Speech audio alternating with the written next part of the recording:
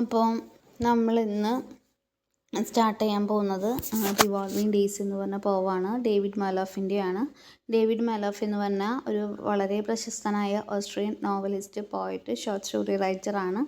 അദ്ദേഹത്തിൻ്റെ ലിറിക്കൽ പ്രോസ്, അതുപോലെ തന്നെ ഓസ്ട്രേലിയയിലെ ലാൻഡ്സ്കേപ്പുകളെ കുറിച്ചിട്ടും ഓസ്ട്രേലിയയിലെ അനുഭവങ്ങളെ കുറിച്ചിട്ടുള്ള അദ്ദേഹത്തിൻ്റെ വിവരണം ഒക്കെ വളരെ പ്രശസ്തമാണ്.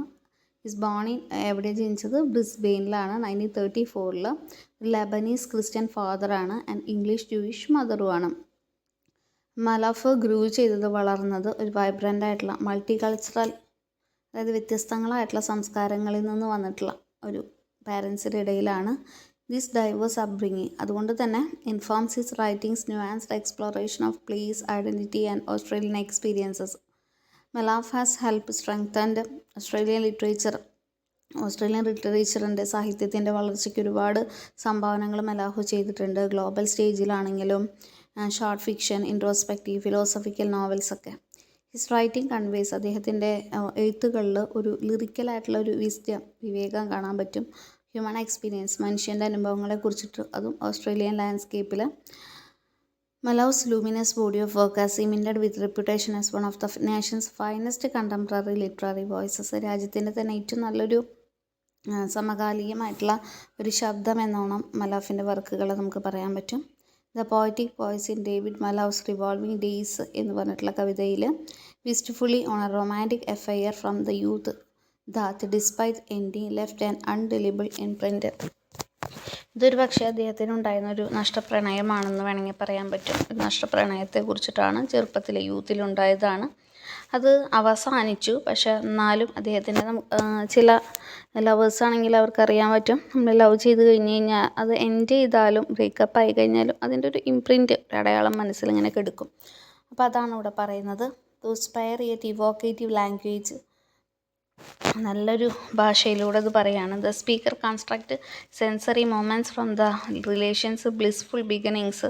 സോ ഈ ഒരു സ്പീക്കർ നമുക്ക് പറഞ്ഞു തരികയാണ് ആ ഒരു പ്രണയം സ്റ്റാർട്ട് ചെയ്യുമ്പോൾ എങ്ങനെയായിരുന്നു. സെൻസറി ആയിട്ടുള്ള മൊമെൻറ്റ്സ്, നല്ല നല്ല നിമിഷങ്ങൾ, അനുഗ്രഹമായിട്ടുള്ള നിമിഷങ്ങളിലൂടെ തുടങ്ങിയ ഒരു പ്രണയത്തെക്കുറിച്ചും. And ruminates on enduring power of memory, മനുഷ്യൻ്റെ മെമ്മറി, ഓർമ്മയെക്കുറിച്ചും അതിപ്പോഴും ആളുടെ മനസ്സിലുണ്ടെന്ന് പറയണം.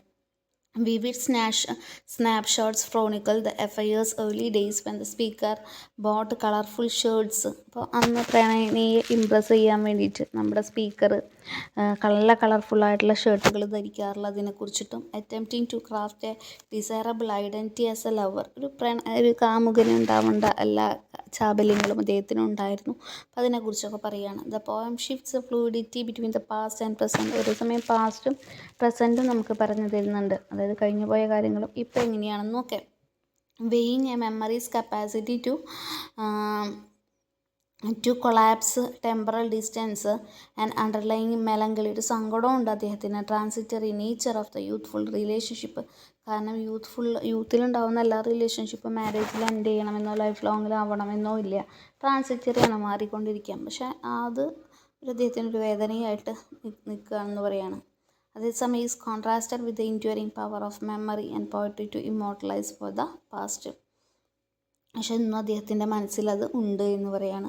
അദ്ദേഹത്തിന് ഇത്രയുള്ളൂ ഒരു പ്രണയം ഉണ്ടായിരുന്നു, അത് ബ്രേക്കപ്പ് ആയാലും അത് അദ്ദേഹത്തിൻ്റെ ഉള്ളിൽ അതിൻ്റെ ഇംപ്രിൻസ് ഉണ്ട്. അന്ന് അദ്ദേഹം എങ്ങനെയായിരുന്നു ആ ഒരു പ്രണയത്തെ സംരക്ഷിക്കാൻ വേണ്ടി അദ്ദേഹത്തിൻ്റെ പ്രവൃത്തികളും കാര്യങ്ങളൊക്കെ ആണ് ഈ ഒരു കവിതയിൽ കാണുന്ന റിവോൾവിംഗ് ഡേയ്സിൽ. നമുക്ക് നോക്കാം ടെക്സ്റ്റിലേക്ക് നോക്കാം. That year I had nowhere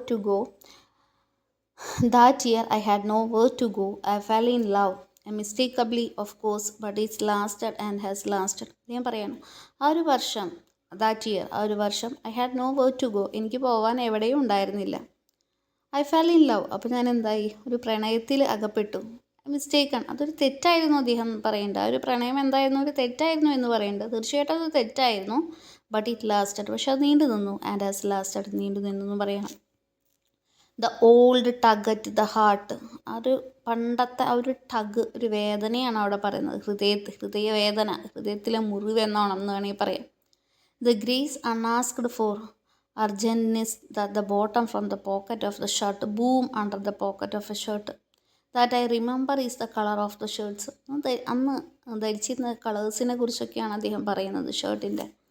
I have bought them as an experiment in a ways of seeing myself, hoping to catch in as window as I passed what I was to be in my new life as a lover.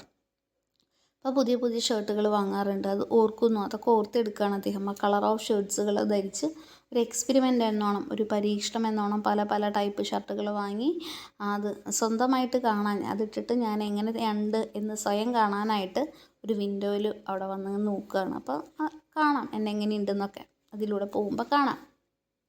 That I was to be in new life as a love. അതൊരു പുതിയൊരു ജീവിതമായിരുന്നു എനിക്ക് ഒരു കാമുകൻ എന്ന നിലയിൽ എന്ന് പറയണം.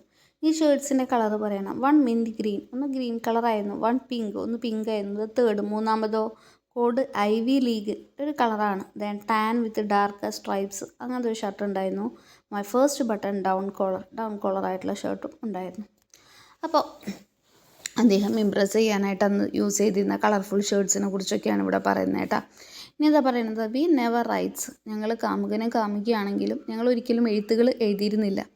ബട്ട് സംടൈംസ്, ചിലപ്പോഴൊക്കെ, knotting my tie at a mirror, one of those shelves I have expected steps in to room, in the next room you are waiting, we have not yet taken back the life we promise to pour into each other's mouth for ever and ever.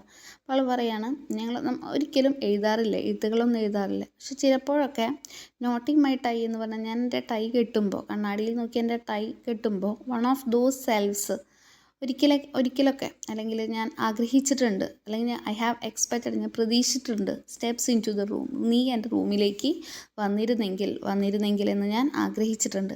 In the next room, കാരണം നീ തൊട്ടടുത്ത റൂമിലുണ്ടായിരിക്കും. You are waiting, നീ എന്നെ കാത്തിരിക്കുകയായിരിക്കും.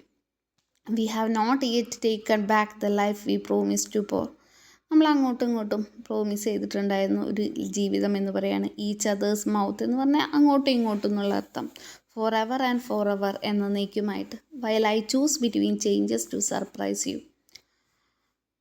പിന്നെ എന്താ പറയുന്നത്, ഞാൻ എപ്പോഴും നിന്നെ വ്യത്യസ്തതകൾ ചെയ്യാറുണ്ട്, മാറ്റങ്ങൾ കൊണ്ടുവരാറുണ്ട്, നിന്നെ സർപ്രൈസ് ചെയ്യിപ്പിക്കാൻ എന്ന് പറയണം. അപ്പോൾ അദ്ദേഹത്തിൻ്റെ ആ ഒരു ലവിങ് കാലഘട്ടത്തിൽ, അദ്ദേഹത്തിൻ്റെ ഒരു യൂത്തിൽ, അദ്ദേഹത്തിൻ്റെ ഒരു പ്രണയിക്കുന്ന സമയത്തുള്ള അനുഭവങ്ങളാണ് അവിടെ പറയുന്നത്.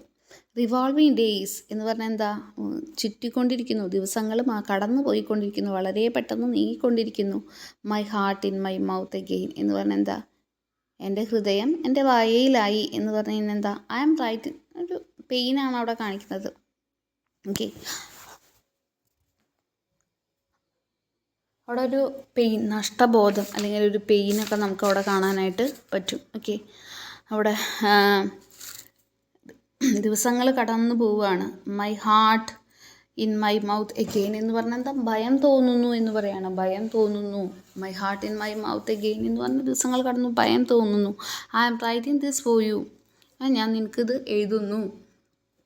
വേർ എവർ യു ആർ, നീ എവിടെയാണെന്ന്, അപ്പോൾ ഓൾറെഡി ബ്രേക്കപ്പായി, നീ എവിടെയാണെന്ന് എനിക്ക് അറിയില്ല.